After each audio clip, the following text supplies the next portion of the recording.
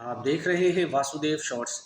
جی، پاکستان تحریک انصاف کے رہنما عثمان ڈار نے ایک پیغام جاری کیا جس میں بتاتے ہیں کہ ان کے گھر پر حکام نے دھاوا بول کر گھر کو سیل کر دیا ہے، اور میری ماں، بہن اور بچوں کو جو ہے وہ گھر کے باہر کھڑا کر دیا اور گھر کو سیل کر دیا۔ ساتھ ہی ساتھ انہوں نے بتایا کہ ہم کاروباری لوگ ہیں، یہاں کاروبار بھی کرتے ہیں، اور ان کی فیکٹری کو بھی سیل کر دیا ہے، جس میں تقریباً وہ بتاتے ہیں کہ 1,500 کے قریب مزدور کام کرتے ہیں۔ فیکٹری کو بھی بند کر دیا۔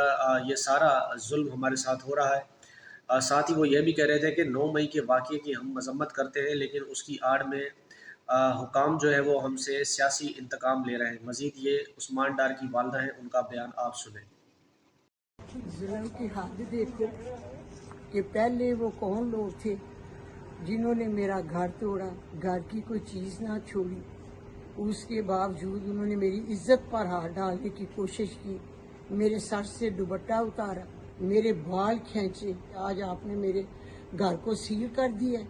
یہ قصور ہے ہمارا کہ میرے بیٹے عمران خان کے ساتھ تھے، پی ٹی آئی کا الیکشن لڑتے تھے، عمران خان کے ساتھ ہے، اس لیے ہمیں سزا مل رہی ہے۔ میں چیف جسٹس پاکستان کو اپیل کرنے، ایک ماں اپیل کر رہی ہے چیف جسٹس پاکستان دے اتنے پور امید ہاں کہ مینوں انصاف ملے گا۔